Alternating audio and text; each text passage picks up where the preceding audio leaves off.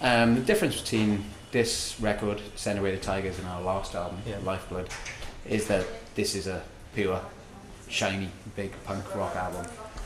It's just Lifeblood, the previous album, was very much an analytical, intelligent, cerebral kind of like personal record. Whereas this record is just very much more instinctive, very much more rock, very much more guitar based, and it's just like it's big time rock entertainment.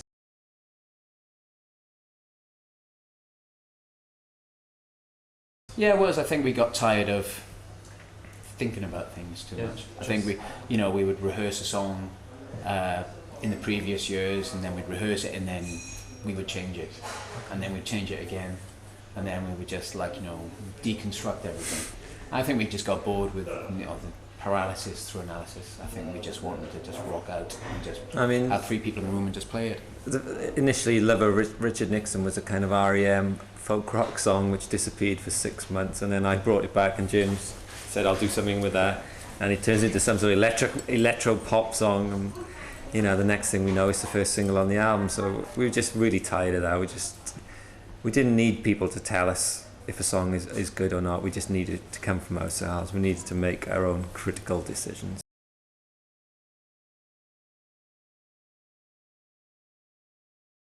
No, I think the kind of the hardest part of that process is actually making the decision to simplify things.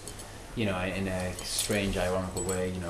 It's hard to actually say to yourself, we just want to, simplify things and play harder, heavier, and faster, and just have more guitars on the record. Once you actually make that decision, it all becomes easier. We haven't done an album without a keyboard player since the Holy Bible, but we decided on this. We just didn't want a keyboard player with us.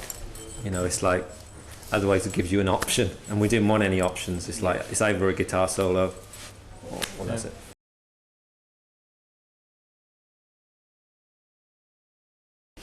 I think it helped. I just think it gave us a bit of space.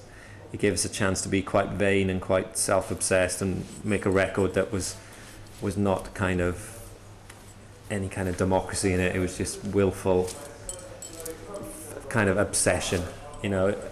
For me it was a lot easier. There was no pressure. I wasn't expected to sell any records or nothing. It was just an exercise in art to rock.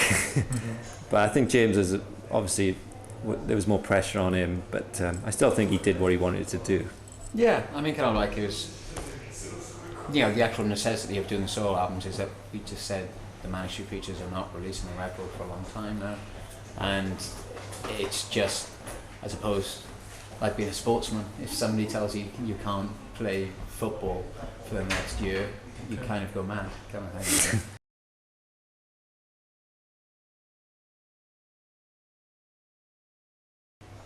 It's just a phrase by a British comedian, Tony Hancock, a famous British comedian from the late 60s, from the 60s and late 60s, and he was plagued with alcoholism and he was plagued with doubt, and he described his doubt and his demons with that phrase, "Send away the tigers."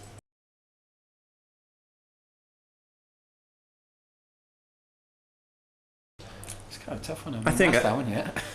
At the moment, there's a track, "The Second Great Depression," which is, I think anyway, it's like "How Soon Is Now" played by Smashing Pumpkins.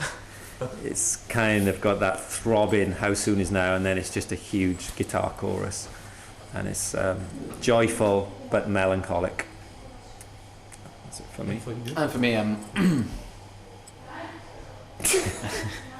for me at the moment, I think it's Indian Summer. This song called Indian Summer, which just is as the natural sound of us as you possibly kind of wish to hear. It's just us not thinking twice about it. It's just us doing what comes natural to us, and it just sounds just like it could have been us when we were 21, or it could have been us when we were 30, or it can be now. Yeah, it's just really just the natural sound of Manic Preachers.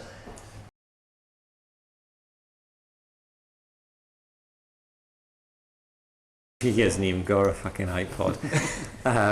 I've been listening to the Klaxons album a lot on there. I've been listening to a lot of Neil Young, and I've been listening to quite a lot of classic rock as well. some really dodgy Boston Oreo Speedwagon, Eagles. So it's a fair old mixture. I love traveling because it's the chance I get to listen to music. So, you know, I'm not a technological person, but I do love my iPod. Yeah, I'm just too stupid to be able to understand when to work it. Yeah, good. Either. Please meet you, brother. There's not many of us. Yeah. I suppose, like everybody else, I've been listening to the Arcade Fire album. Okay. I've been listening a lot to my old Jeff Beck albums. There's 2 albums, Beckler and Truth. Which are just 2 really underrated and under-listened albums. They're just amazing. So that's what I've been listening to lately.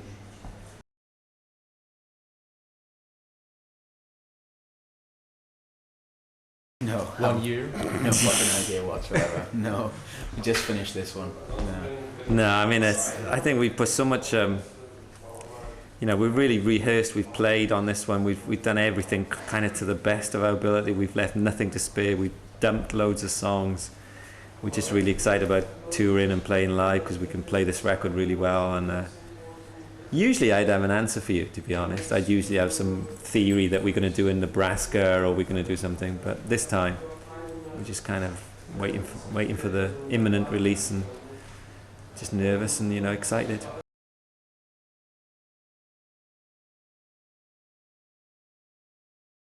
Yeah, it was in 1980, 85? 85 or 86. It was 1985 and 1986, and he was in a place in South Wales called the Crumlin, Crumlin, the Crumlin Railway Inn. I think we played 3 of our own songs and we played 3 covers. We played God Save the Queen by the Sex Pistols, Teenage Kicks by the Undertones, and Just Like Honey by Jesus and Mary Chain. And then we played 3 of our own songs. Oh, I think we did Ever Fall in Love by the Buzzcocks. And we did Ever Fall in Love with Something You Shouldn't Have Fallen in Love with by the Buzzcocks, that's right. It just degenerated into a riot. Someone dropped a pint glass accidentally, which is in Wales in those days was a trigger for everyone to do it, and it just turned into chaos and we ran out of it. It was like a kind of a much more unglamorous version of a Greek birthday party. Everybody started smashing the glasses. Yeah, it wasn't very pretty. Thank you very much. Cool. Lovely. Cheers, mate.